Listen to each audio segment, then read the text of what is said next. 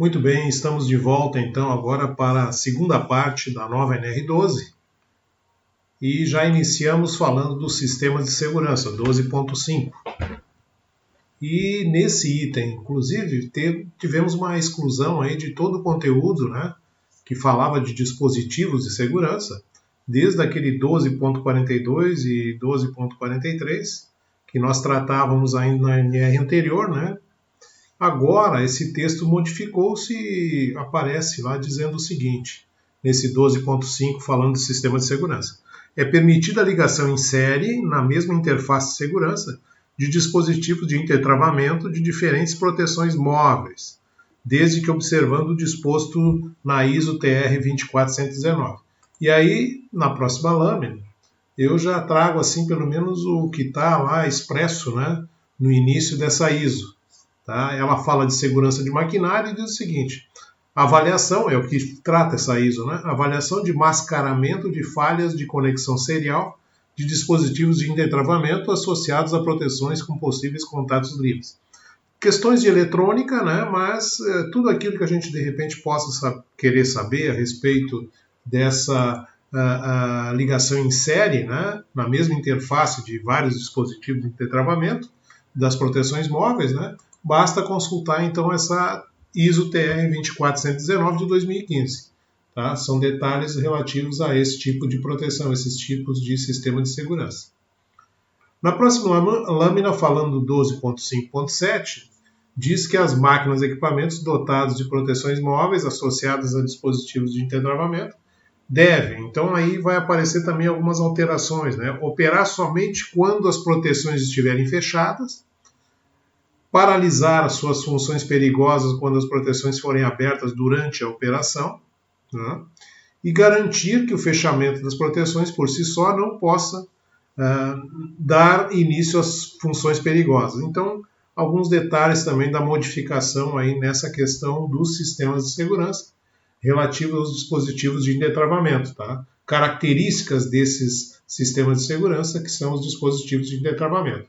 Lembrando bem, para quem não conhece, de repente tem uma dificuldade de identificar, os dispositivos de intertravamento são similares àqueles da máquina de lavar, né? Ou seja, eu tenho a tampa da máquina de lavar que quando está acionada a centrifugação, se eu abrir essa tampa, ele é um dispositivo de intertravamento que tem no cantinho ali, né? Abrindo essa tampa, o sistema vai travar, vai parar, né? Esse funcionamento da máquina de lavar na centrifugação.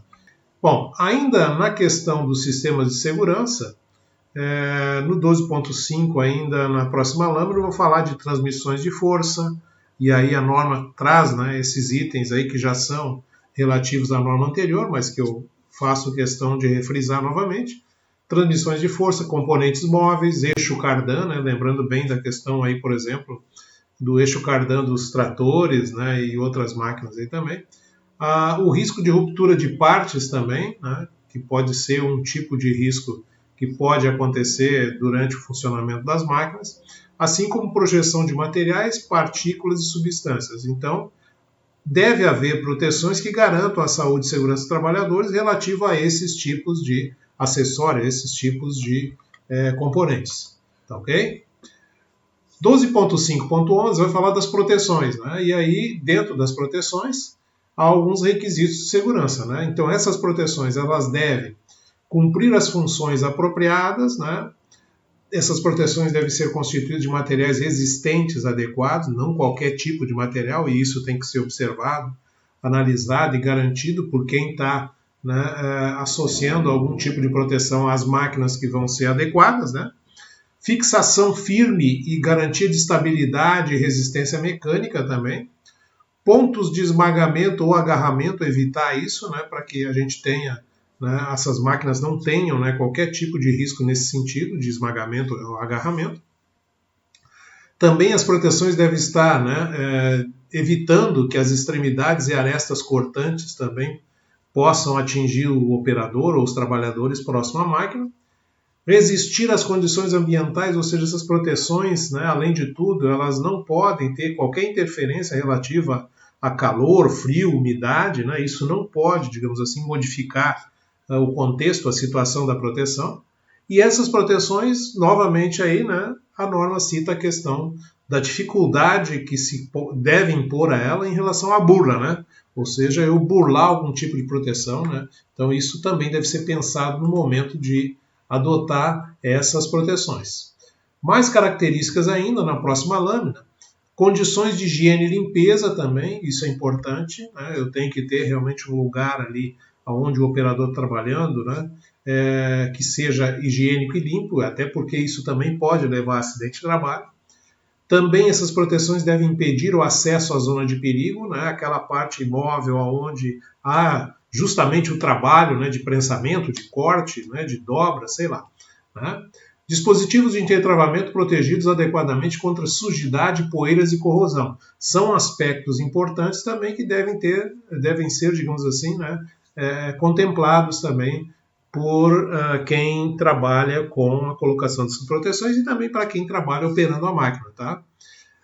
A atuação de modo positivo, né, ou seja, que realmente seja eficiente no seu funcionamento e que não acarrete também riscos adicionais. Tá? Isso também é um aspecto importante, certo? Na próxima lâmina ainda, já alguns dispositivos de segurança vão ser mostrados aí, né, como proteções, né? E aí você tem, eu já trazia isso na norma anterior, né? E isso é realmente um item importante dentro da questão relacionada à segurança do trabalhador na operação de máquinas e equipamentos, que é a cortina de luz, né? Que é, na verdade, um dispositivo realmente muito eficiente e que deve ser utilizado sempre que necessário e sempre que possível. Tá? A cortina de luz ela justamente tem esse papel de obstruir, né? Você coloca, de repente, qualquer membro do operador obstruindo esses raios infravermelhos, né? Automaticamente vai comandar, né, o CLP lá para que a parte eletrônica faça o bloqueio, o funcionamento da máquina pare. Aqui na próxima lâmina ainda um operador, né, mostrando aí a questão do teste sendo feito aí, né, na frente da máquina com as duas lâminas da cortina de luz atravessando o frontal da máquina, e as setas amarelas mostrando isso também, né, e ele coloca a mão ali para fazer o teste, né, do funcionamento eficiente da cortina de luz. Na próxima lâmina ainda, mais um dispositivo de segurança que é o sensor de presença. Né? O sensor de presença faz essa varredura de 180 mais, né? De quase 300 graus aí, né? Para tentar detectar algum tipo de objeto estranho nas proximidades da máquina. Principalmente essas máquinas que atuam como robôs, por exemplo. Né? Aí no lado direito a gente consegue ver, inclusive indicado pela seta amarela, né? A presença do sensor aí nesse gabinete aí, né, que corre nesse trilho, vejam, nesse trilhamento aí, é um sistema automático que faz movimentação de materiais e coisas assim, de container, né, nessa linha de produção, e esse sensor de presença ele está na frente aí, justamente porque detectar alguém que de repente possa pisar em cima desse trilhamento, coisa assim, vai bloquear o funcionamento da máquina, evitando qualquer tipo de acidente de trabalho. Depois nós temos aí o tapete de segurança, que é um outro dispositivo de segurança, principalmente associado a equipamentos robotizados também, né? E vejam, por exemplo, do lado direito a gente tem ali, né, as proteções laterais e o fundo da máquina ele colocado, o funcionamento inclusive mostrando nas setas vermelhas ali, né, o tipo de funcionamento do sistema robotizado. E quando alguém, por exemplo, se aproxima dessa máquina em movimento, o tapete garante que essa máquina vai parar para evitar, né, que o contato, de repente, do operador ou quem se aproximar da máquina possa gerar algum tipo de acidente de trabalho também. E nesta próxima lâmina eu faço questão de ilustrar a presença aí do CLP, que é o controlador lógico programável, né?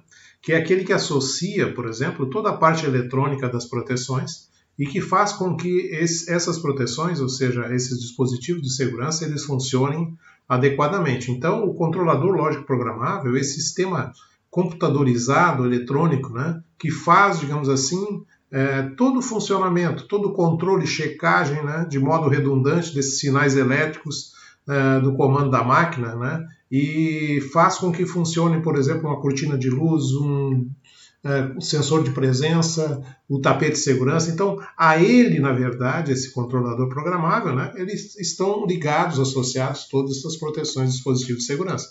Ele é uma espécie de um cérebro eletrônico, né, que faz com que a gente tenha realmente um resultado fantástico aí, em termos de proteção das máquinas e equipamentos. Tá? Estou falando isso de uma forma geral, porque, na verdade, se a gente entrar, digamos, com relação ao conhecimento desse equipamento, tá? Nós teremos que entrar realmente numa aula de eletrônica, uma coisa bem mais aprofundada.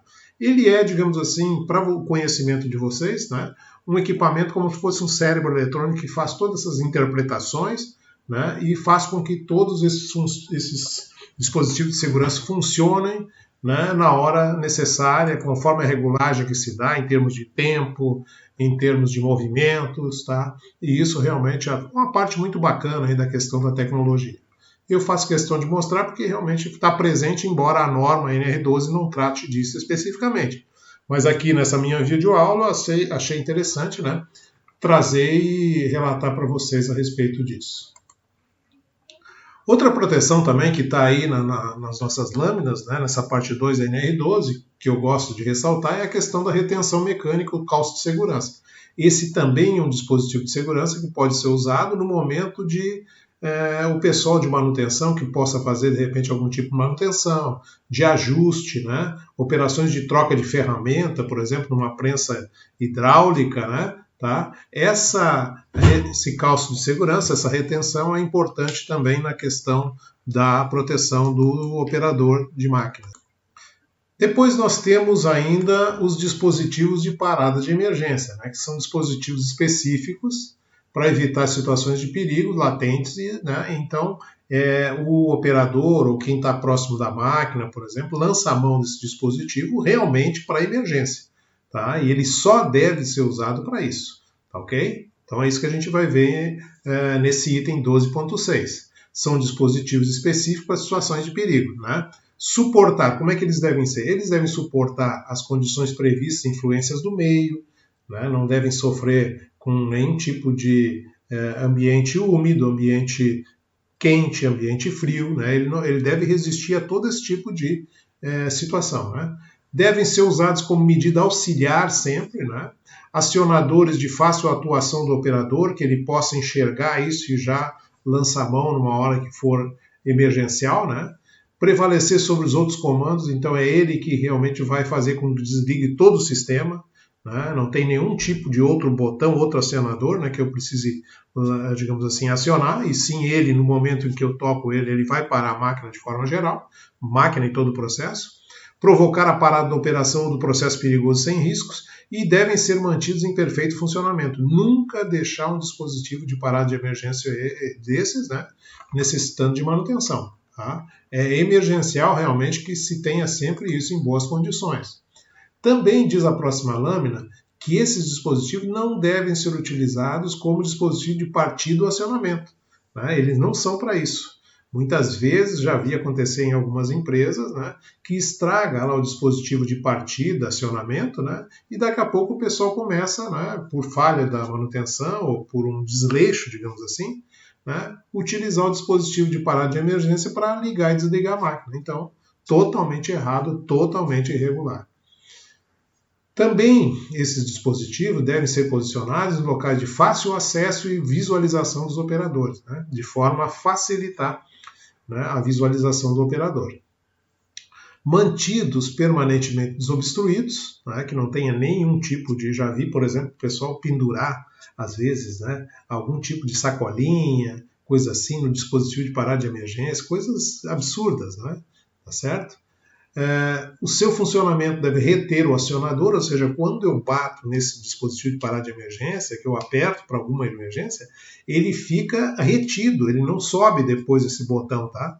Ele fica retido. Para eu fazer com que esse botão volte, né, eu tenho que girar ele para ele, né, fazer o rearme, senão ele não vai fazer, tá? Ele é justamente para isso, para mostrar que está bloqueado o sistema de funcionamento, evitando qualquer tipo de perigo.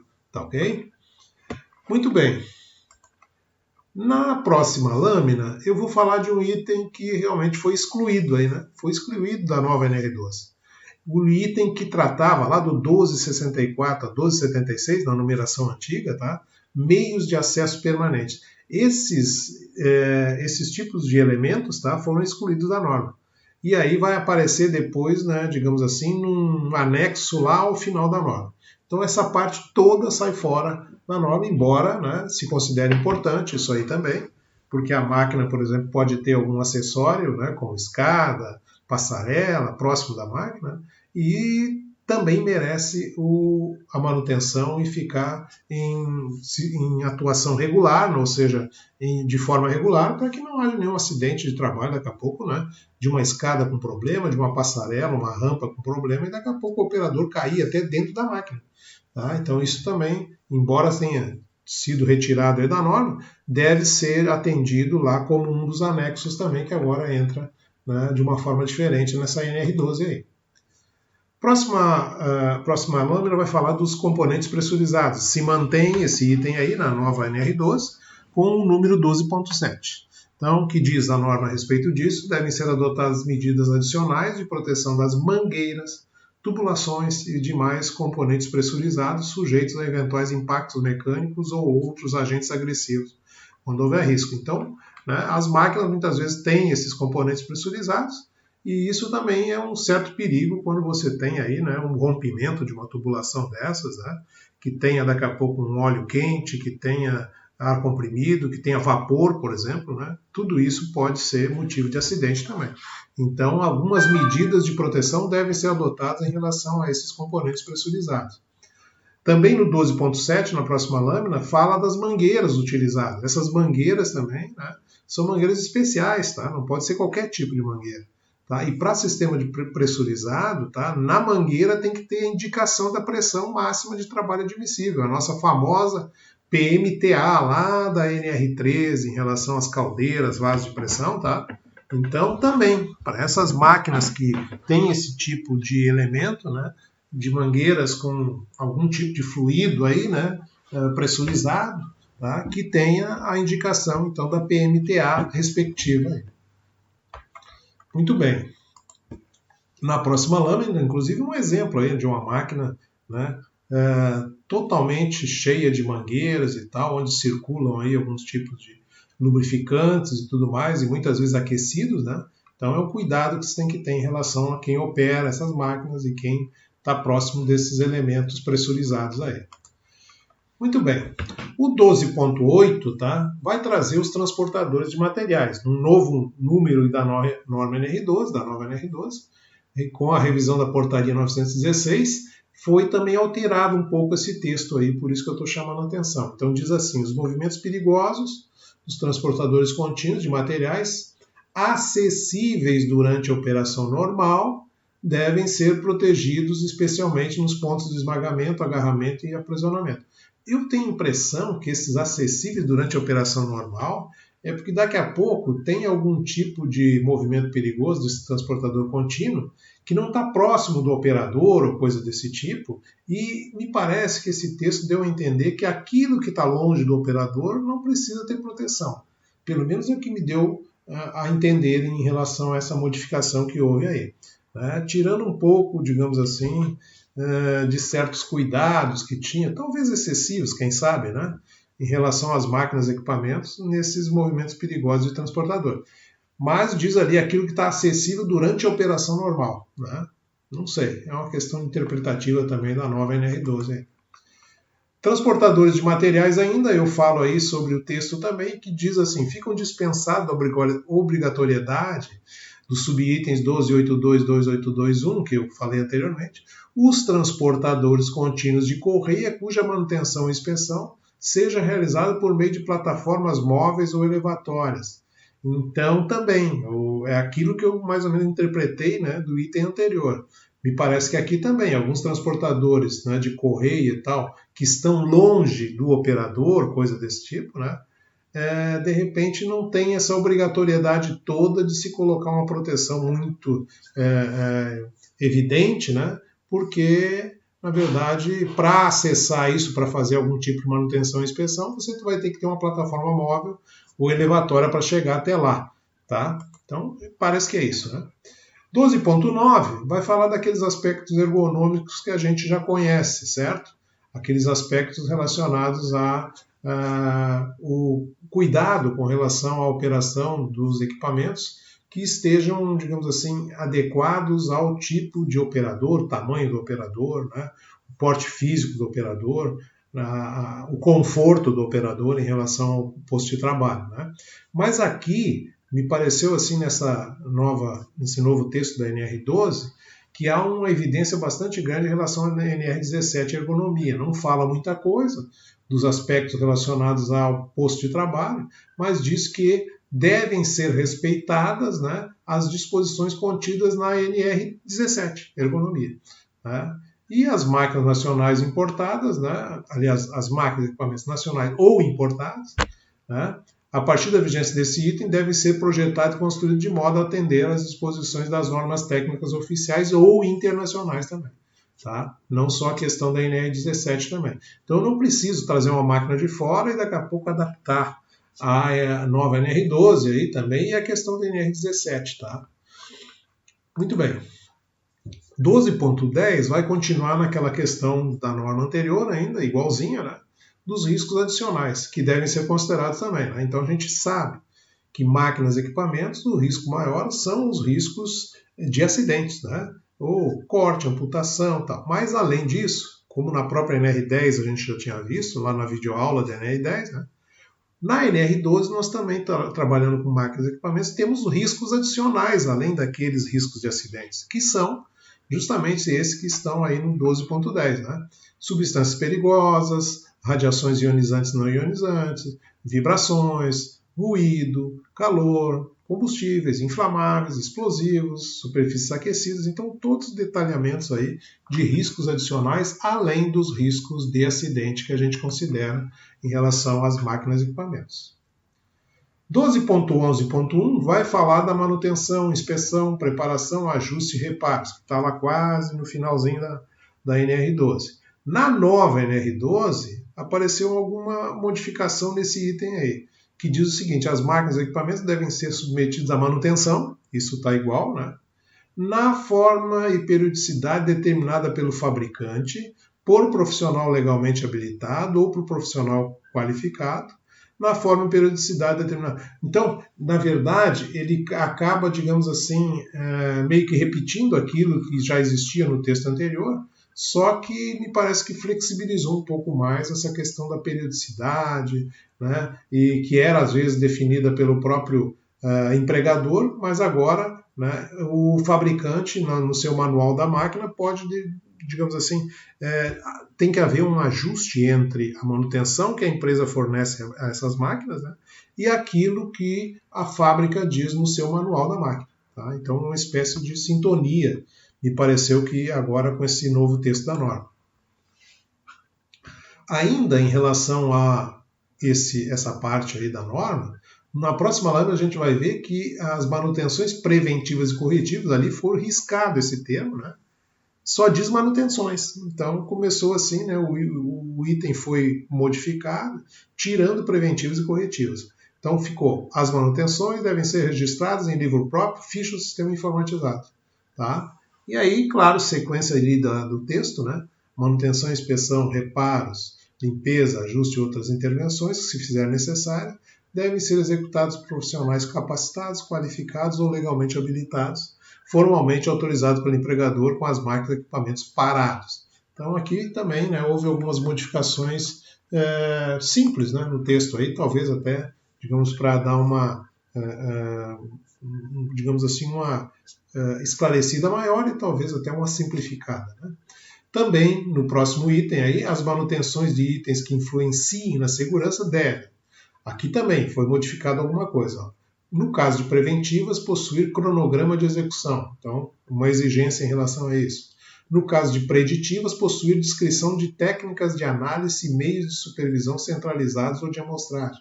Então, aqui, um outro detalhe relativo a esse tipo de manutenção, que o texto também já modifica novamente. Na próxima lâmina ainda, aí sim, aí vem uma modificação substancial, foi adicionado esse texto praticamente todo, né? em relação à norma NR12 anterior. Né? Aqui, por exemplo, né, esse texto é todo novo. Ficam dispensadas situações especiais de manutenção, regulagem, ajuste, pesquisa de defeitos e inconformidade que não ofereçam risco às pessoas envolvidas na realização dessas atividades, que não impliquem na redução do nível de segurança e que não necessitem de acesso às zonas de perigo. Então aqui deu uma flexibilizada significativa aqui, né? Que muitas vezes o próprio auditor fiscal do trabalho entendia que mesmo que a máquina estivesse parada, alguma coisa assim, né? Tá? Ela tinha que estar protegida, não podia estar ali, né? À mercê daqui a pouco de quem passasse, coisa assim.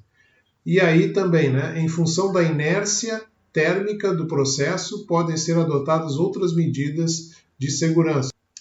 12.12 vai falar da sinalização de segurança. Né? Então, continua, praticamente não houve modificação, as máquinas e equipamentos, bem como as instalações em que se encontram, devem possuir sinalização de segurança para advertir os trabalhadores e terceiros sobre os riscos a que estão expostos. E as plaquinhas também aí, né, que são exemplares, né, para a gente ter uma ideia de como isso funciona em termos de sinalização, que mantém as mãos distantes, risco de esmagamento, superfície quente não toque. Existe outro universo de placas também de sinalização em relação a esses perigos, né, que a gente pode buscar em empresas que forneçam esse material. Ainda sobre a sinalização, né, diz que ela deve ficar destacada na máquina ou equipamento, em local claramente visível e ser de fácil compreensão. Né? Isso já estava, inclusive, na NR anterior. Sobre sinalização, na próxima lâmina ainda, né, diz que devem ser adotados. Aqui a gente ouve, né, deve notar aqui uma modificação não tão significativa em relação ao texto anterior. Devem ser adotados sinais ativos de aviso ou de alerta, tais como sinais luminosos e sonoros intermitentes que indiquem a iminência ou ocorrência de evento perigoso. Aqui modificou um pouco isso aqui, né? Era acontecimento, eu risquei aí até para mostrar, né? Que sejam inequivocamente reconhecidos pelos trabalhadores. E aí, claro, né, eu botei entre parênteses treinamento, porque isso é importante. Né? Não adianta a gente querer que as pessoas obedeçam determinadas coisas se não passam por um treinamento em relação àquilo que a gente quer, né? Que eles entendam, ok? 12.13 vai falar dos manuais, e a gente sabe da importância desses manuais, né? Isso estava também na NR anterior. As máquinas e equipamentos devem possuir manual de instruções fornecido pelo fabricante ou importador, com informações relativas à segurança em todas as fases de utilização. Lembram lá da parte 1 que a gente falou das fases de utilização? É isso, né? Então os manuais servem também para esse tipo de coisa. Próxima lâmina ainda, né? Isso aqui é um texto novo que não tinha, né? E foi inserido pela portaria 916. Ó. Microempresas e empresas de pequeno porte. Então, vejam, né? Há aqui, por exemplo, uma preocupação com as microempresas e empresas de pequeno porte em relação aos manuais. O que diz? Né? Aquelas que de repente têm máquinas há muito tempo e tudo mais, né? Essas empresas pequenas de pequeno porte e microempresas que não disponham de manual de instruções de máquinas e equipamentos, fabricados antes de 24 de junho de 2012, devem elaborar uma ficha de informação com os seguintes itens. Tá? Então, para atender essa questão aí, né? Tipo, modelo e capacidade, descrição da utilização prevista de cada uma das máquinas, né? Medida de segurança existentes nessas máquinas, instruções para a utilização segura das máquinas, instruções de inspeção e manutenção, procedimentos em situação de emergência. Então, com isso, por exemplo, né, as empresas de pequeno porte, né, elas podem atender a NR12 sem precisar contratar, né, um profissional legalmente habilitado. Elas mesmas podem elaborar essas fichas de informação com esse detalhamento das máquinas. Facilitou bastante. 12.14 vai falar dos procedimentos de trabalho e segurança. Tá? Aqui não mudou muita coisa, né? Então, o que diz? Né? Devem ser elaborados procedimentos de trabalho e segurança específicos, padronizados, com descrição detalhada de cada tarefa, passo a passo, a partir da análise de risco. E aí, claro, né, aquelas operações, de repente, dentro lá da fábrica, né, onde o operador está acostumado a lidar com o seu equipamento. Então, isso deve haver procedimentos de trabalho e segurança relativos a esses riscos que possam estar afetando, ou daqui a pouco, né, o trabalhador, o operador, pode estar exposto. Os serviços que envolvam risco de acidente de trabalho devem ser planejados e realizados em conformidade com os procedimentos de trabalho de segurança, sob supervisão e anuência expressa de um profissional habilitado ou qualificado mediante ordem de serviço. Então aqui também, né, naquela hora de fazer manutenção, coisa assim, né, a empresa tem que se preocupar com essa questão de ter, né, esses procedimentos de trabalho de segurança. 12.14 ainda não é obrigatório o registro em livro próprio, ficha, sistema informatizado da inspeção rotineira realizada pelo operador. Isso aqui também é outro item flexível aí que a norma nova mostrou aí em seu texto, né? Então, antigamente era obrigatório o registro, né? E cada inspeção, né, tinha que estar lá registrado. Não, hoje não. Então, agora não é obrigatório esse registro, né, dessa inspeção rotineira que ele faz lá no equipamento, né? 12.15 vai falar do projeto, fabricação, importação, venda, locação, leilão, tal, né? Tudo aquilo, cessão, exposição. O projeto deve levar em conta a segurança intrínseca da máquina ou equipamento durante as fases de construção, transporte, montagem. Então, deve haver uma preocupação, né, com o fabricante para que haja realmente uma segurança intrínseca dentro do projeto que foi feito à máquina. Né? Levar em conta tudo isso lá dentro dessas etapas todas aí, né? Construção, transporte, montagem, instalação, ajuste, operação, limpeza, até o sucateamento da máquina. E é proibida a fabricação, importação, comercialização, leilão, né? Tudo aquilo ali sem atender NR12. Tá? Então isso mantém praticamente, não houve uma modificação significativa. Na questão da capacitação também, né? 12.16, a operação, manutenção, inspeção e intervenções em máquinas e equipamentos devem ser realizadas por trabalhadores habilitados, qualificados, capacitados ou autorizados para este fim. Né? Nenhum curioso em mexer com máquina aí, porque isso requer conhecimento mesmo. Tá?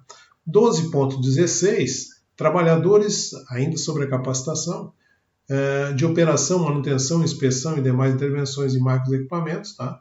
Devem receber capacitação sem ônus para o empregado e compatível com suas funções que aborde os riscos a que estão expostos e as medidas de proteção existentes e necessárias nos termos da NR12 para a prevenção de acidentes e doenças.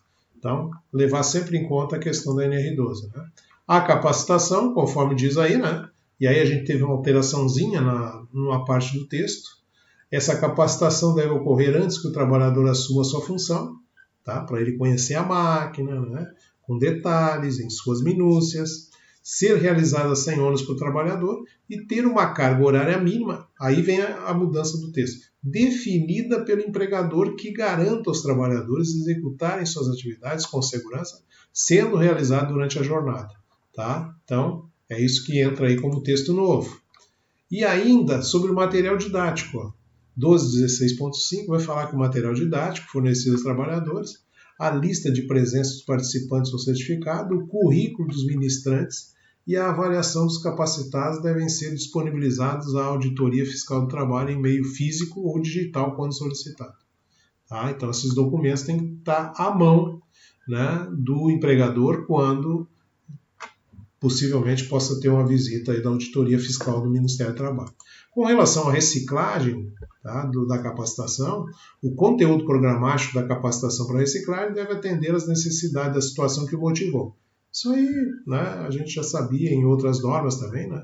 A carga horária mínima, né, também deve ser estabelecida pelo empregador, tá, que garanta aos trabalhadores executarem suas atividades com segurança, sendo distribuída em no máximo 8 horas diárias e realizado durante o horário normal definido pelo empregador e dentro da jornada. 12.17 vai falar dos outros requisitos de segurança. As ferramentas e materiais utilizados nas intervenções em máquinas e equipamentos devem ser adequadas às operações realizadas, então nunca improvisar ferramenta, né? Nunca fazer qualquer tipo de gambiarra nesse sentido. É isso que a norma praticamente coloca no texto aí, né? E é proibido o porte de ferramentas manuais em bolsos ou locais não apropriados para essa finalidade, como apresenta a figura aí, né? Por trás aí do texto, dá para ver a figura da colocação de ferramenta no bolso, coisas desse tipo, né?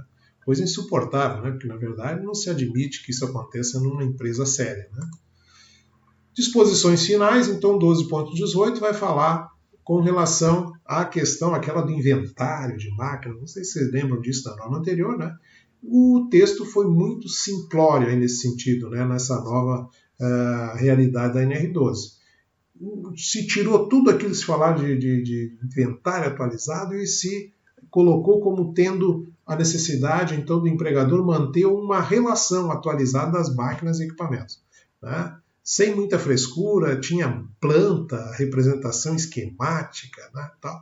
Então, não diz, inclusive, né, por um profissional, elaborado por um profissional, né, qualificado, nada disso. Só diz assim, o empregador deve manter à disposição da auditoria uma relação atualizada das máquinas e equipamentos. Simplificou sobremaneira, então, essa parte aí. Ok? Muito bem.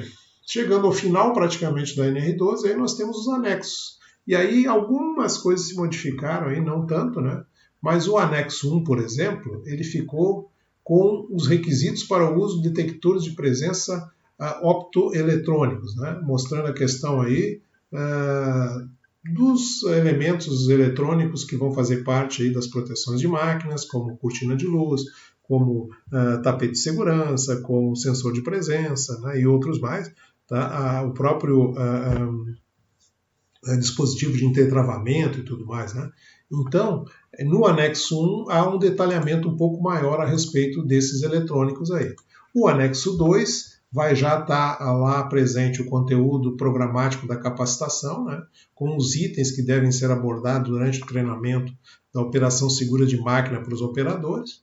E aí o anexo 3 vai trazer os meios de acesso, inclusive aqueles, né, que saíram, que a gente viu que saíram de dentro do texto antigo da NR12, e aí segue, né, a mesma ordem dos outros anexos anteriores que já estavam na norma. Né? O 4, que é o glossário, tá? E tem todas as palavras ali, que é aquelas palavras que você sente dificuldade de entender em relação à NR12, você pode buscar e procurar aí nesse glossário. Ele facilita bastante o entendimento de quem tem uma dificuldade de lidar com os textos aí da norma NR12. Depois, né, o anexo 5 continua o mesmo aí, trata das motosserras, o 6 das máquinas de panificação e confeitaria, né, quem tem qualquer tipo de, digamos, de trabalho ou trabalha em empresa, né, que lida com equipamento específico, pode buscar nesses anexos muita informação. Tem muita coisa interessante aí a respeito dessas máquinas que pode ajudá-los significativamente aí, né, na adequação das máquinas que você tem aí no seu processo de fabricação. O anexo 7, máquinas para açougue e mercearia, né? Inclusive os supermercados, coisas assim, tá? Anexo 8, prensas e similares, aí os vários tipos de prensas, tá?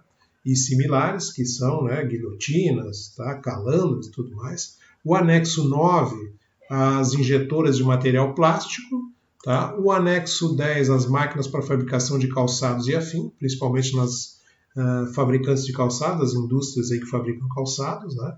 Anexo 11, máquinas e implementos para uso de agrícola e florestal, os diversos tratores e tudo mais, né? Tem esquemas e desenhos aí dessas máquinas, os riscos e tudo mais.